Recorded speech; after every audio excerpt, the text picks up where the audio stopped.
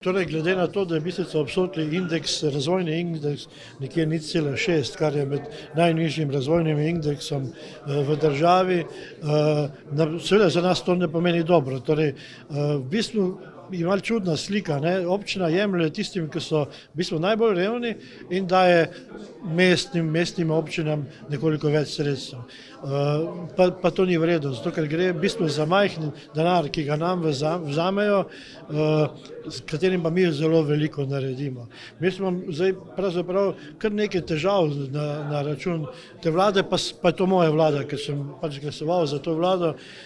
Recimo imamo hidravlične izboljšave, torej navezujem se na ta odnos, različne podražitve, ki so tudi posledice odločitev vlade. Ministrstvo za lokalno samoupravo to podražitev torej jemlje kot upravičen strošek, Ministrstvo za okolje in prostor pa ne. In tako na koncu 10% dvižanje cen projekta hidravličnih izboljšav, ki je 2 milijona 300 vreden v Bistrici ob Sotli, plačamo 250 tisoč podražitev in država to ne jemlje kot državni, kot upravičen strošek in zato nam seveda proračun 10% nam vzame. Če nam vzame pri povprečnini, bomo dobili nekaj več, vendar zaradi tega manj denarja za manj razvite, pa manj, torej nismo dobili ničesar, vzamejo nam pa preko drugih projektov praktično vsa razvojna sredstva. To je res težke zgodbe so, smo pa obmejno problemsko območje, demografsko ogroženo območje, ki bi morali imeti neka sredstva tudi iz naslova odpornost, torej razvojna odpornost, vendar še do zdaj do tega nismo uspeli priti. Imamo močen projekt pripravljen, torej obnova telovadnice in vrtca, vrednih 5 milijonov evrov in še nismo uspeli pokriti finančne konstrukcije, zato ker za neka okolja je to dovoljeno in so uspešni, za okolje kot Bistrica ob Sotli pa žal ne. Torej tukaj imam res težave, se zdaj v januarju srečujem z različnimi ministri, imam že termine tako na Ministrstvu za infrastrukturo kot za okolje, ker želim to problematiko nekoliko pospešiti. In v bistvu je to na celi črti podobna zgodba.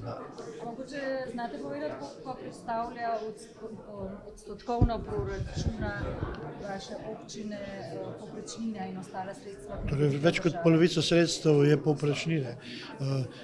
Proračun občine je cirka 2 milijona evrov, število prebivalcev 1400, 710 evrov po prebivalcu, torej si hitro zračunaš, torej je 1 400 000, 1,5 milijona, torej je sredstvo povprečnine. Drugi viri, lokalne ceste in podobno in lastni viri. Tako da to je zelo pomemben vir.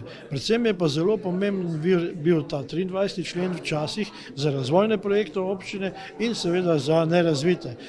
In razpisi, ki jih pa ta trenutek ni. Torej občine, ki je v Naturi 2000 v celoti in nimamo niti enega instrumenta za to, da si zaradi Nature 2000, ki se nismo mi želeli biti, ker so nas država določila v Naturo 2000, nimamo neke kompenzacije. Torej v prostoru, kjer živimo, so omejitve. In te omejitve bi radi imeli kompenzirane. Enako velja za nuklearko, pri kateri smo na prvem udarnem valu zaradi gibanja zračnih mas, zaradi tako imenovane, torej zanimiva izjava, torej termin roža vetrov. Torej, to je merjenje vetra in jakosti vetra, v katero smer od nuklearke se ta veter giba in Bistrica ob Sotli je v 80% je veter proti nam, zaradi tega pač kroženja. In ko smo izračunali, torej strokovnjaki na Inštitutu za Jožef Štefan, je v manj kot 10 minutah karkoli v Bistrici ob Sotli. Torej smo v prvem udarnem valu, smo pa izven 10-kilometrskega pasu, administrativno določenega in zato seveda že od leta 2015 z dokumentacijsko in strokovnimi podlagami Ministrstva prepričujem, da smo upravičeni do neke kakršnekoli odškodnine ali refundacije za degradacijo okolja, vendar niti odgovore ne dobivamo. Ali pa če dobim odgovor, je ni strokoven in je političen, in zato sem seveda z vsemi pravnimi in okoljskimi sredstvi ta trenutek proti novemu bloku, ker dobimo še eno dodatno obremenitev okolja, dodatno potencialno nevarnost in dobene, torej družbenega odgovornega ravnanja teh podjetij. Predvsem tukaj razmišljam na polovičnega lastnika Gen energije. Tako da, ja, so težave teh manjših okoljih, so pa po drugi strani zelo dobro sodelovanje v Posavju, pa tiste svetle točke, s katerimi živimo naprej.